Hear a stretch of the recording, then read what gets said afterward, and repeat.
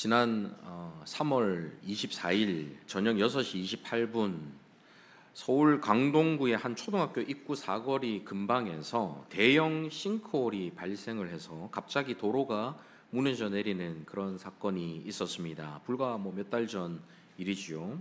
갑자기 무너진 도로에 앞서 가던 이 카니발 차량은 뒷바퀴가 빠졌는데 그래도 앞바퀴의 그 동력으로 간신히 튕기듯이 빠져나올 수 있었지만 뒤따라 오던 오토바이는 멈추지 못하고 그 약 15m 깊이의 아주 깊은 구덩이 속으로 빠지고 말았습니다. 아마 영상을 보신 분도 많으실 거라 생각을 합니다. 정말 순식간에 일어난 일이었기 때문에 어느 누구도 대처하기가 어려운 그런 상황이었지요. 안타깝게도 이 사고로 30대 이 오토바이 운전자는 세상을 떠나고 말았습니다.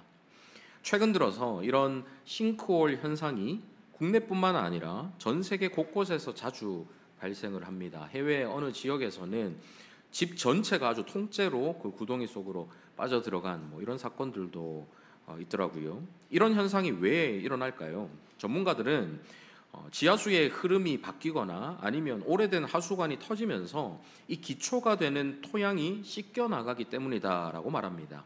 겉으로는 아무 문제가 없어 보이지만 보이지 않는 곳에서 기초가 약해지고 있었던 것이지요. 눈에 보이는 도로가 얼마나 매끄럽게 포장이 되어 있느냐, 그것이 얼마나 견고해 보이냐 하는 것과는 상관이 없이 그 밑에 기초가 약하다면 이렇게 모든 것이 한순간에 무너져 내리고 마는 것입니다. 누구나 성공적인 인생, 의미 있는 인생, 행복한 인생을 꿈꾸며 살아갑니다. 우리의 인생을 집으로 비유를 한다면 눈에 보이는 멋진 집을 짓는 것도 참 중요하지만 그 집을 어떤 기초 위에 세우느냐 하는 것이 훨씬 더 중요합니다. 평생에 걸쳐서 화려하고 웅장한 집을 열심히 짓는다 하더라도 그 집을 세운 기초가 부실하면 마치 이 싱크홀에 빠져버리는 것처럼 단번에 그 수고했던 열심히 지었던 집이 무너져 내릴 수 있기 때문이죠. 오늘 본문에서 예수님께서는 집을 짓는 두 사람의 비유를 통해서 우리가 어떤 기초 위에 우리의 인생을 세워야 하는가 하는 것을 설명해 주시는데요. 오늘은 이 부분을 살펴보면서 함께 은혜를 나누고자 합니다. 여러분, 이 세대가 말하는 인생의 기초가 무엇입니까? 어디 위에 인생을 지어야 한다, 세워야 한다 이렇게 이야기를 하고 있습니까? 이름 있는 좋은 학교에 진학하고 연봉 높은 대기업에 취업을 하고 많은 사람들에게 알려져서 인기와 명성을 얻는 것이 성공적인 인생이다, 행복한 삶이다 이렇게 믿고 또 말합니다. 그리고 그런 가치관을 인생의 기초로 삼게 하지요. 그렇게 되려면 치열한 경쟁에서 살아남아야 하지 않겠습니까? 그러니 경쟁에서 이기는 방법을 늘 고민하면서 살아가야 해요. 항상 남들과 비교하며 남들보다 더 빠르게 더 높게 나아가야 성취감과 자존감을 높이고 더 행복해질 수 있다라고 말하는 것입니다. 최근에는 이런 상황의 반작용으로 개인의 자유와 선택을 최고의 가치로 여기면서 남들이 뭐라 해도 나만 행복하게 여기면 돼라고 생각하는, 말하자면 나다움을 찾는 것이 중요하다 이런 가르침들도 많이 생겨났습니다. 거창한 미래를 꿈꾸기보다는 현재의 즐거움과 만족을 추구하는 것이 좋다라고, 누릴 수 있을 때 마음껏 누려라 이런 가르침들이 많이 나타나고 있지요. 이러한 가치관들을 기초로 삼아서 그 위에 인생을 쌓아 올리면 정말로 그 인생이 깊은 안정감과 만족을 주는 행복한 인생이 될 수가 있을까요? 객관적인 통계를 보면 우리나라는 경제적으로는 세계 12위에 위치한 아주 부유한 나라가 되었습니다. 행복지수는 OECD 38개국 중에 33위로 아주 낮은 위치에 있죠. 경제적으로는 부유한 나라가 되었는데 행복지수는 아주 낮은 위치에 있습니다.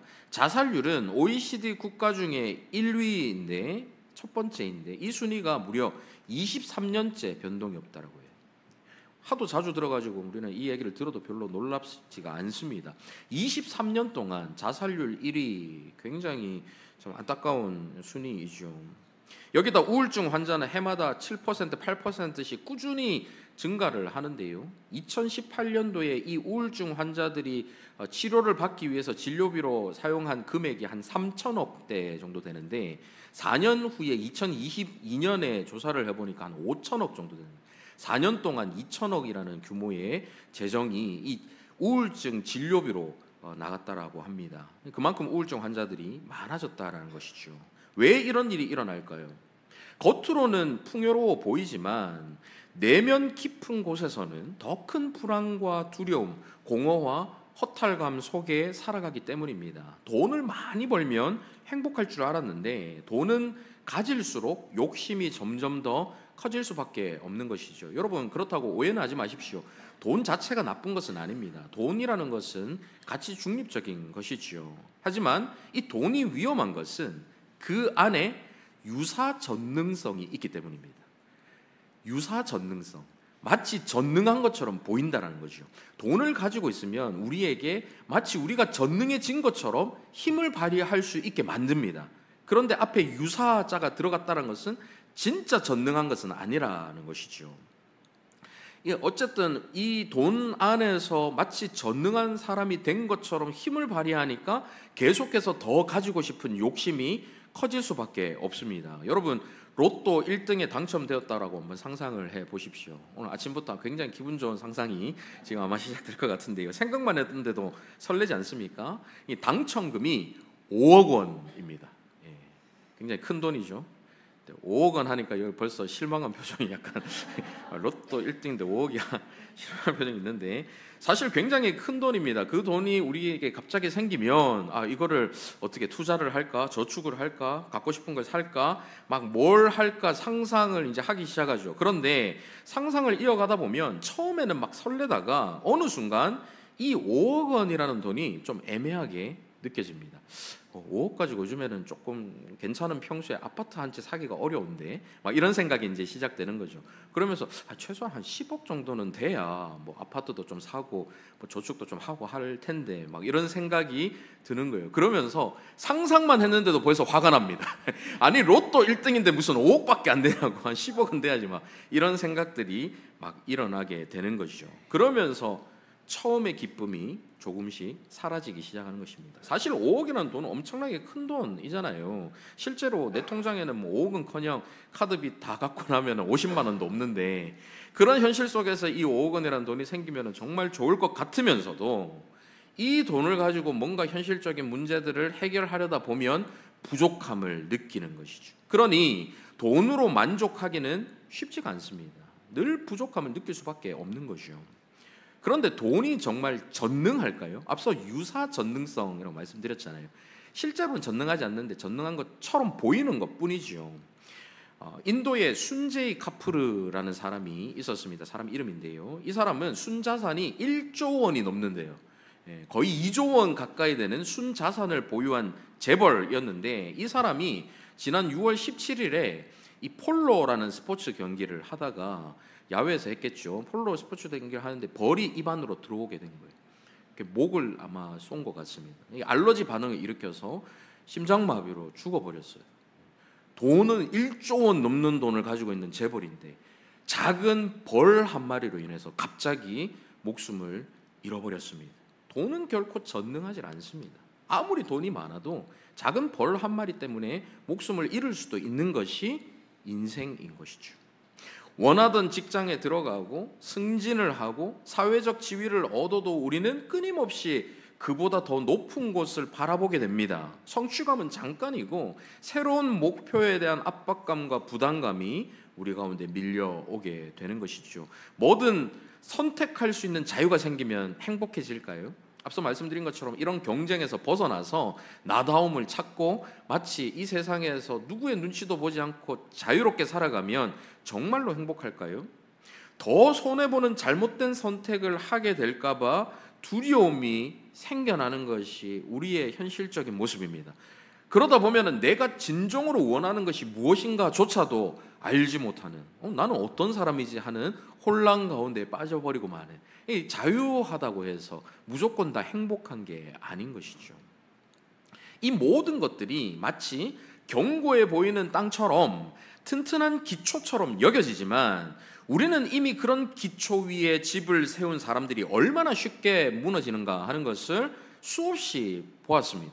그렇기 때문에 그 기초가 모래와 같이 물이 흐르면 흘러 씻겨 내려가서 그 기초가 약해지는 흙과 같이 허상일 뿐이라는 것을 알고 있어요. 하지만 그럼에도 우리는 이러한 허무한 가치관을 기초로 삼아서 그 위에 우리의 인생을 세워나가고 싶어 합니다. 또 왠지 그렇게 해야만 할 것처럼 여기는 유혹 속에 살아갈 때가 많이 있지요. 그렇다면 우리는 이 인생이라는 집을 어떤 기초 위에 세워야 할까요? 오늘 본문에서 알려주시는 예수님의 가르침에서 그 답을 한번 찾아보고자 합니다. 먼저 본문 46절 한번 보십시오. 같이 한번 읽어보실까요? 시작. 너희는 나를 불러 주여 주여 하면서도 어찌하여 내가 말하는 것을 행하지 아니하느냐. 이 질문에서 우리가 먼저 주목해야 할 것은 예수님께서 주여 주여라고 부르는 것 자체를 문제 삼지는 않으신다라는 것입니다. 기본적으로 예수님을 향해서 주여 주여라고 부르는 신앙을 전제로 하면서 오늘 가르침을 주고 계시다라는 것이죠. 우리 인생의 기초는 예수 그리스도를 우리 인생의 주인으로 모시는, 주님으로 믿고 부르는 신앙이 우리 인생의 기초가 되어야 합니다. 왜 그럴까요? 이 땅에 우리가 기초를 삼을 수 있는, 이 땅에 존재하는 인간을 포함한 모든 피조물들은 악함과 약함이라는 한계를 가지고 있기 때문입니다. 앞서 돈에 대한 인간의 끝없는 탐욕에 대해서 잠깐 말씀을 드렸는데, 사람의 마음은 악하기 때문에 사랑해야 할 대상을 사랑하지 않고 사랑해서는 안 될 대상을 사랑하죠. 곧 거룩하신 하나님을 사랑해야 하는데, 그 하나님은 악한 나와는 다르게 악함이 없으시니까 악이 없으신 하나님을 사랑하기 싫어하는 거예요. 그리고 나의 악함을 가려주거나 그 악함을 즐기게 만들어주는 다른 대상들, 곧 돈이나 힘이나 높은 지위나 많은 사람들의 인정과 칭찬 같은 것들을 계속 사랑하게 되는 것이죠. 이것이 우리 안에 악함이 추구하는 우상인 것입니다. 인간을 비롯한 모든 피조물들은 또한 약함을 가지고 있습니다. 이 땅에 있는 모든 존재들이 언젠가는 소멸하고 마는 것이죠. 저와 여러분이 그렇게 가지려고 애를 쓰고 또 가지고 나면 막 애지중지 아끼는 자동차라든지 집이라든지 이런 것들 한번 생각해 보십시오. 딱 몇십 년만 지나면 모두 다른 사람 소유가 되는 것 아닙니까? 몇십 년 해서 기분 나쁘시면 딱 100년만 지나도 100년만 지나도 이 소유들이 전부 다른 사람께 되는 것 아닙니까? 지금 우리가 애지중지 타고 다니는 자동차도 100년 안에 폐차가 되거나 다른 사람이 타고 다니겠죠. 우리가 지금 막 누리고 있는 집 안에서 평생을 돈을 모아가지고 산 그 집에 몇십 년, 최소한 100년 안에는 다른 사람들이 들어가 살게 되는 거예요. 우리가 가지고 있는 소유라는 것이 이렇게 허무한 것들입니다. 그러니 어떠한 상황에서도 흔들림 없이 굳건한 기초가 되려면 우리가 가지고 있는 이 악함도 약함도 모두 초월한 존재여야만 하는 거죠. 우리가 그 위에 든든하게 세워지려면 이 악함 때문에 흔들리거나 약함 때문에 무너지지 않고 그 모든 것들을 초월할 수 있는 어떤 것이 되어야 그 위에 기초를 세우고 그 위에 집을 지을 때 흔들림이 없는 것 아니겠습니까? 그 대상은 곧 전능하신 하나님이신 우리 주 예수 그리스도 밖에 없다라는 결론이 나오는 것이죠. 고린도전서 3장 11절 한번 보십시오. 이 닦아둔 것 외에 능히 다른 터를 닦아둘 자가 없으니 이 터는 곧 예수 그리스도라. 이 구절을 새 한글 번역으로 같이 한번 읽어보시겠습니다. 화면을 보시면서요. 시작. 다른 기초를 그 누구도 이미 놓인 기초 옆에다가 놓을 수 없습니다. 이미 놓인 기초는 예수 그리스도이십니다. 다른 기초를 그 누구도 이미 놓인 기초 옆에 놓을 수 없습니다.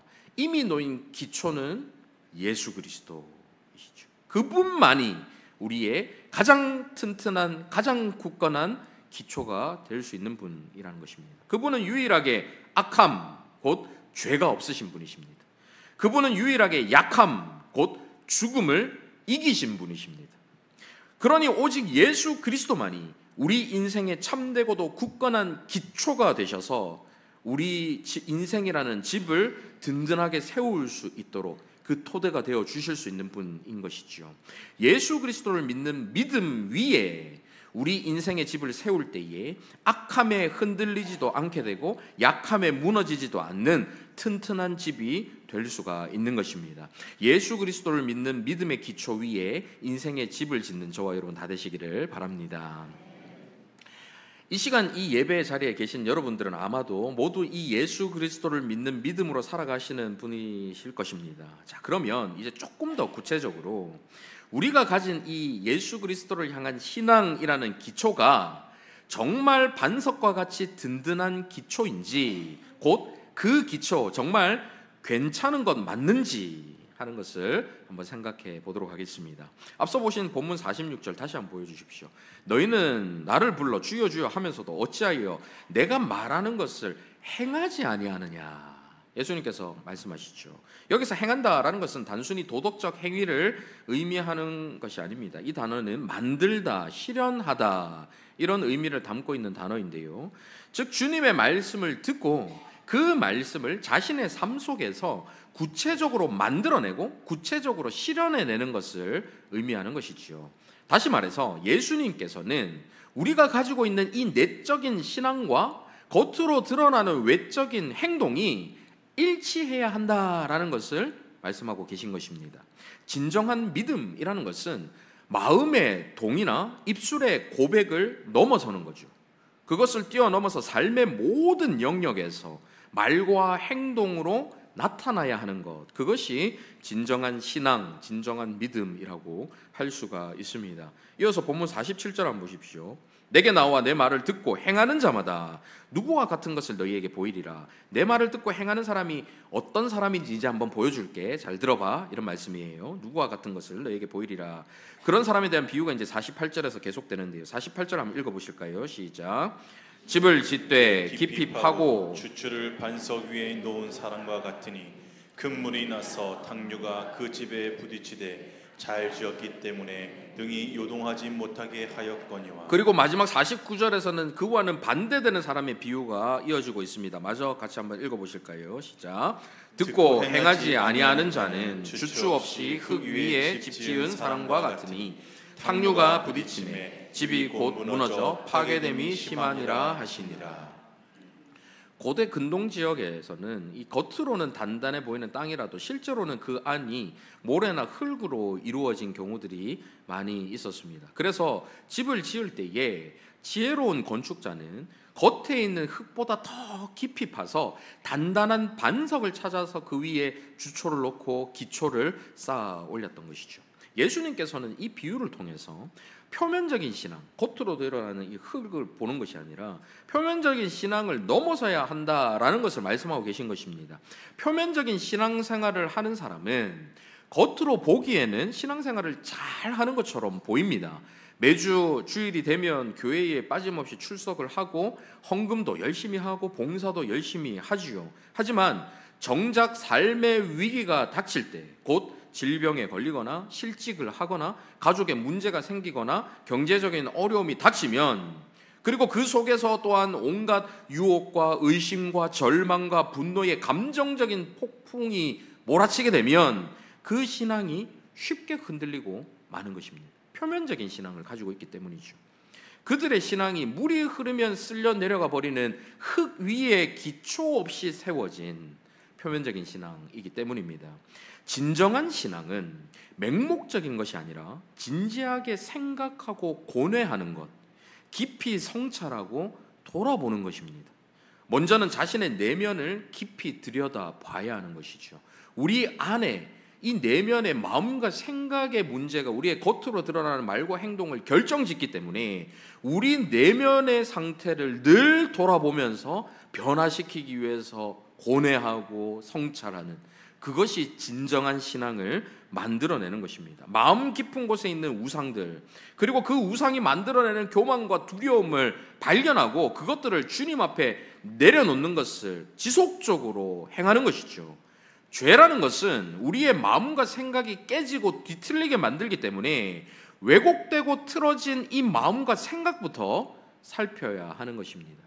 오늘 우리 주님은 사실 주여 주여 하면서 말만 하지 말고 행위를 바꾸라고 말씀하시는데, 사실 그 행위를 바꾸는 자체가 중요하긴 하지만 그 행위를 바꾸는 근원적인 것은 이 마음의 변화에 있기 때문에 지금 이 마음과 내면의 변화에 대해서 먼저 말씀을 드리는 거죠. 왜곡된 내면을 가진 사람은 같은 상황을 놓고도 완전히 다른 생각을 가집니다.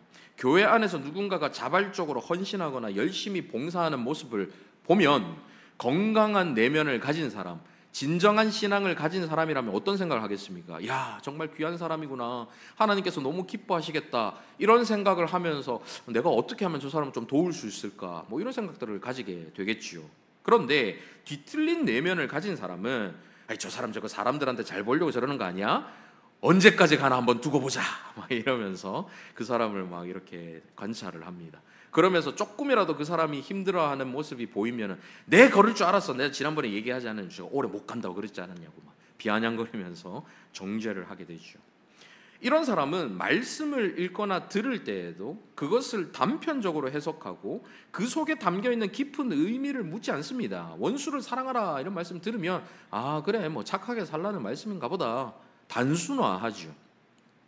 이런 사람은 말씀 속에서 자신을 깨우치는 말씀이 주어질 때에, 비판이나 권면을 들을 때에 자신을 돌아보기보다는 합리화나 핑계가 먼저 떠오르는 거죠. 그러면서 자기 잘못을 인정하지 않고 남 탓하기에 바쁜 것입니다. 말씀이 자신을 비추는 거울이 아니라 남을 판단하고 정죄하는 검으로만 사용이 되니까 정작 자신을 향한 말씀은 좋은 것만, 동의가 되고 쉽게 받아들일 수 있는 것, 쉽게 순종할 수 있는 것들만 받아들이려고 하는 것이죠.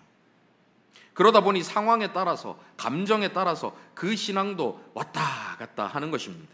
상황이 좋을 때는 감사하다가도 조금만 어려우면 원망하고 불평하는 신앙을 갖게 되는 거죠. 하나님의 지혜가 우선이 되기보다는 다른 사람들의 말과 세상의 허탈한 지혜에 현혹되기 쉬운 것입니다. 그러니 수십 년을 교회당 건물을 왔다 갔다 하고 매주마다 예배 자리에 앉아있긴 하는데 그 마음과 생각의 근원적인 변화가 일어나질 않는 거죠. 진정한 신앙을 가지려면 먼저 이렇게 악함과 약함을 지니고 있는 이 마음과 생각, 곧 내면의 성찰이 아주 진지하게 이루어져야 하는 것입니다. 우리의 마음을 신앙으로만, 이 복음으로만 바꿀 수가 있는 거예요. 반대로 이 복음은 우리의 마음을 바꿀 수 있습니다. 이 복음은 우리의 성격까지도 바꿀 수가 있어요.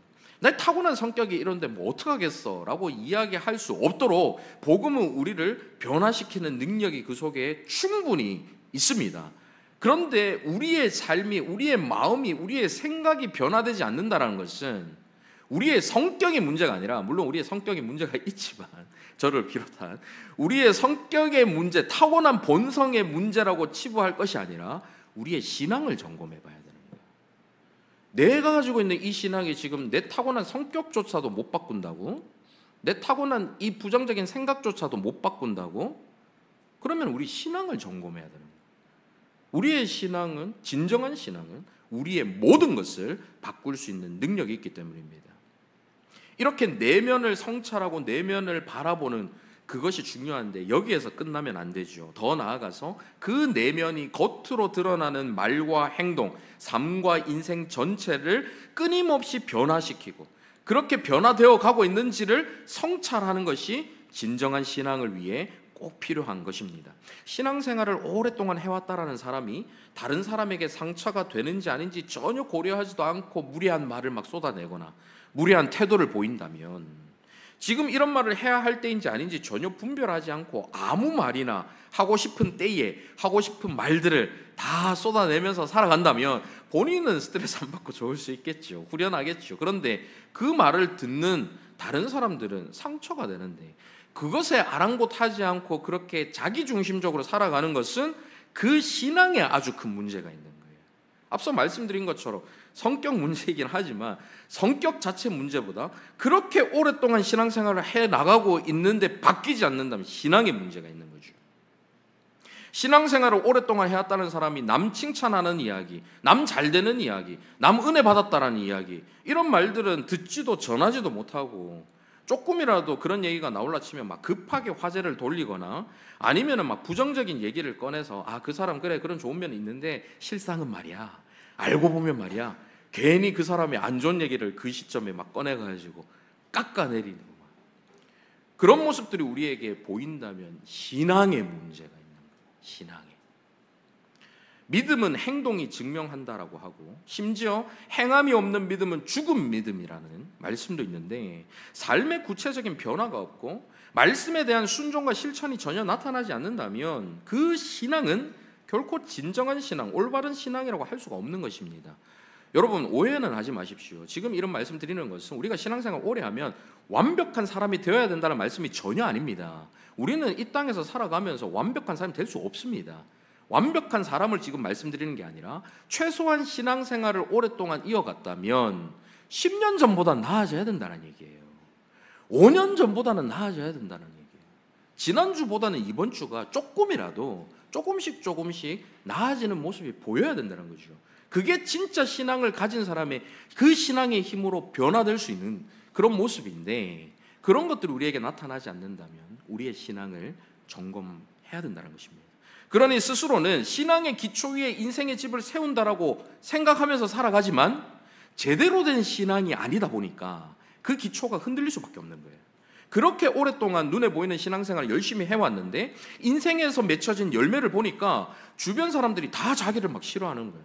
자기 주변에 사람이 없고 자신이 속한 공동체에 새로운 변화나 아름다운 성숙 이런 거 전혀 보이지 않고 막 10년 전에도 5년 전에도 작년에도 늘어놓았던 그 불평과 불만이 여전히 끊어지질 않고 있다면 오늘 같은 이 감사절기가 되어도 뭘 감사해야 할지 모르고 나에게 주신 은혜를 보는 시각보다 나에게 없는 것만 바라보며 불평 불만만 늘어가고 있다면 우리의 신앙을 점검해봐야 하는 거죠. 그러니 세상적인 가치관을 기초로 삼은 사람들과 별반 다르지 않게, 아니요, 오히려 교회 다니는 사람이라고 가식과 위선을 더해야 하니까 세상 사람들보다 더 불행한 삶을 살아가는 거예요.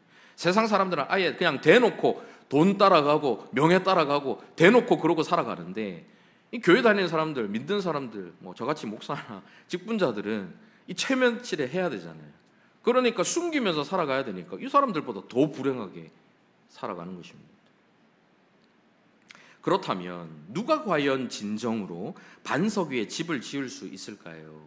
사실 이렇게 말씀을 드리는 저를 포함해서요, 저 마찬가지예요. 저를 포함해서 우리 중 누가 주님의 말씀을 온전히 듣고 완전히 행하면서 살아갈 수가 있겠습니까? 우리 모두는 주여 주여 하면서도 주님의 뜻대로 온전히 살아가지 못하는 연약한 존재들입니다.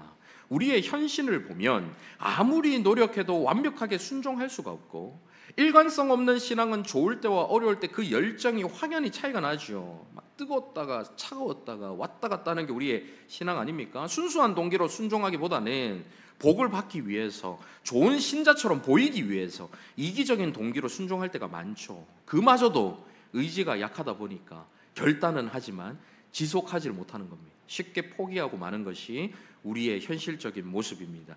그렇기 때문에 저와 여러분에게 복음이 필요한 거예요.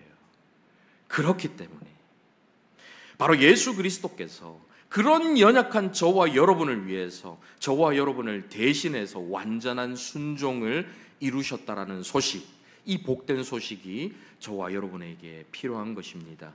예수님은 단순히 좋은 모범을 보여주시기 위해 이 땅에 오신 것이 아닙니다. 그분은 우리가 할 수 없는 완전한 순종을 이루시기 위해서 이 땅에 오셨어요.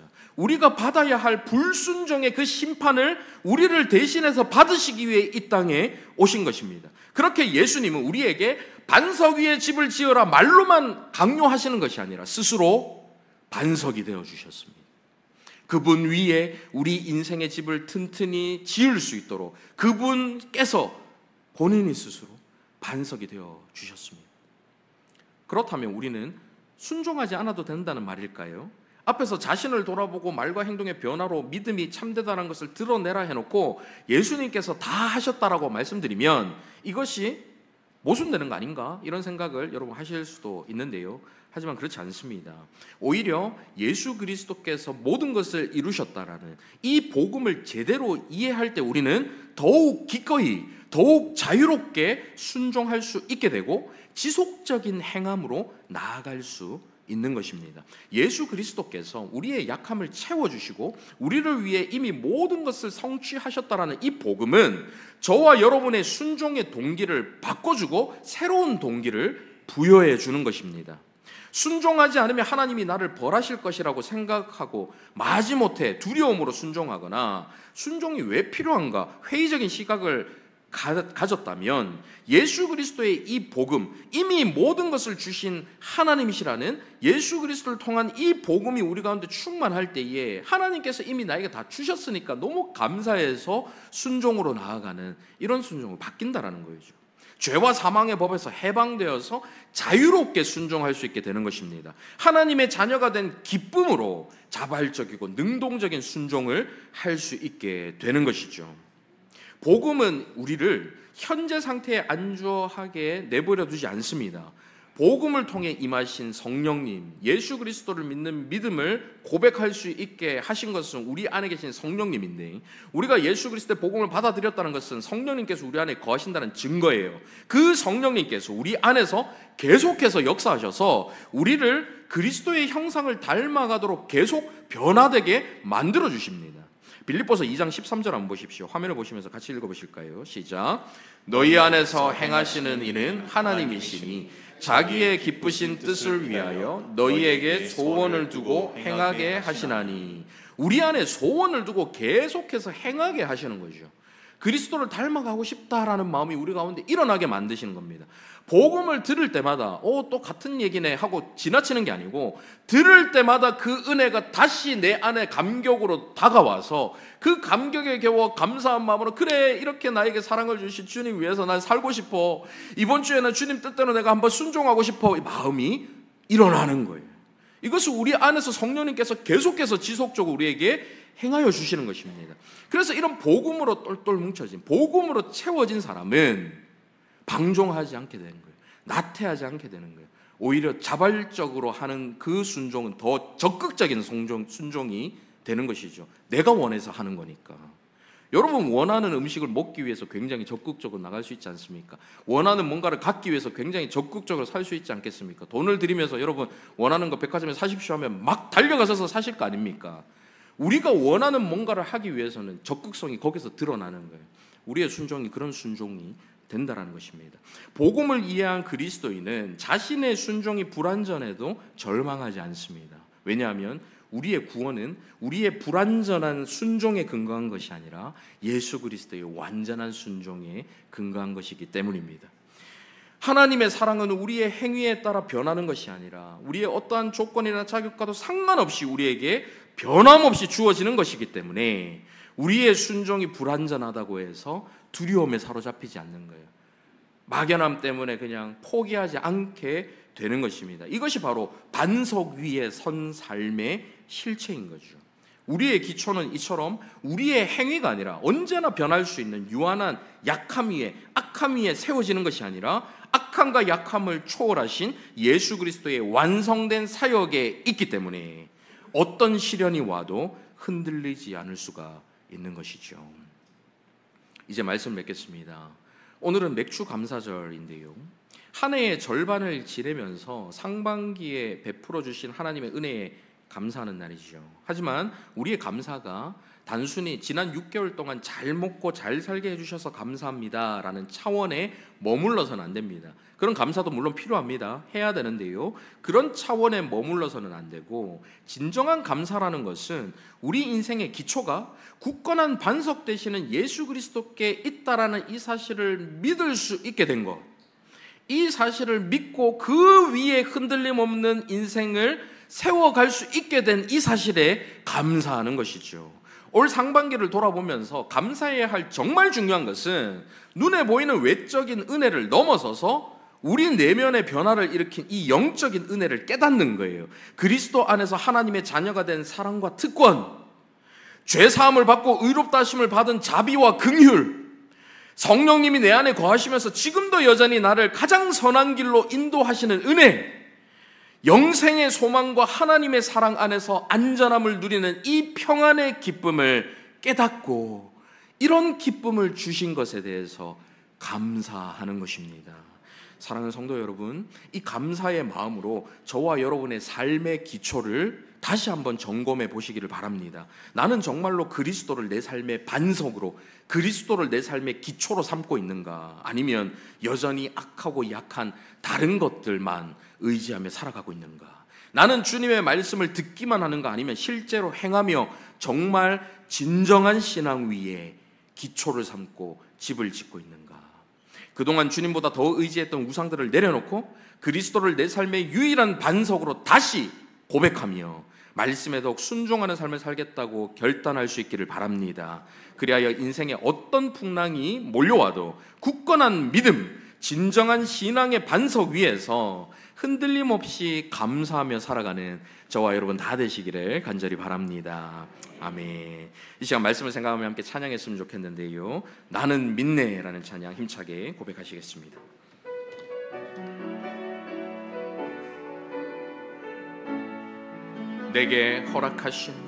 내게 허락하신 시련을 통해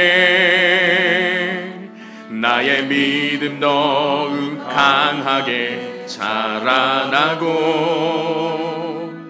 험한 산과 골짜기 지나는 동안 주께 더 가까이 나를 이끄시네. 내가 겪는 시험이 어렵고 힘겨워도 내 주님보다 크지 않네. 내 앞에 바다가 갈라지지 않으면 주가 나로 바다 위 걷게 하리. 나는 믿네. 주의 능력으로 내 삶 새롭게 되리. 나는 믿네. 주의 능력으로 담대히 나가리라. 주와 함께 싸워 승리하리라. 날마다 믿음으로 나 살아. 말씀을 생각하면 다시 한번 고백합니다. 내게 허락하신 시련을 통해 나의 믿음 더욱 강하게 자라나고 험한 산과 골짜기 광야와 같은 그 인생을 지나는 동안 주님께로 더 가까이 나를 이끄시네. 나를 내가 겪는 시험이 어렵고 힘겨워도 탕류가 몰아치고 폭풍이 우리 가운데 몰아친다 할지라도 우리의 반석 되시는 인생의 기초 되시는 내 주님보다 크지 않습니다. 내 앞에 바다가 갈라지지 않으면 든든한 반석 되신 주님께서 주가 나로 바다 위 걷게 하리. 나는 믿네. 주의 능력으로 내 삶 새롭게 되리. 나는 믿네. 주의 능력으로 담대히 나가리라.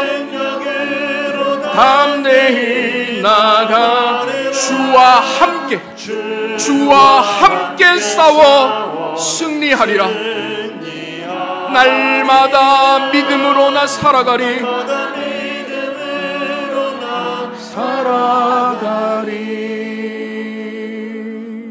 할렐루야.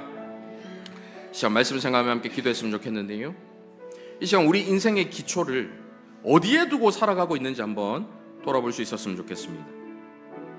굳건한 반석 되시는 예수 그리스도 위에 두고 살아가고 있는지, 겉으로만 주여 주여 하면서 그 말씀 실천하지 않고 삶에 아무런 변화 없이 거짓된 신앙 위에, 흔들리는 기초 위에 우리의 인생을 짓고 있는 건 아닌지, 아니면 그마저도 없이 세상적 그 기준에 우리의 기초를 두고 살아가고 있는 것은 아닌지 이 시간 한번 돌아볼 수 있었으면 좋겠습니다.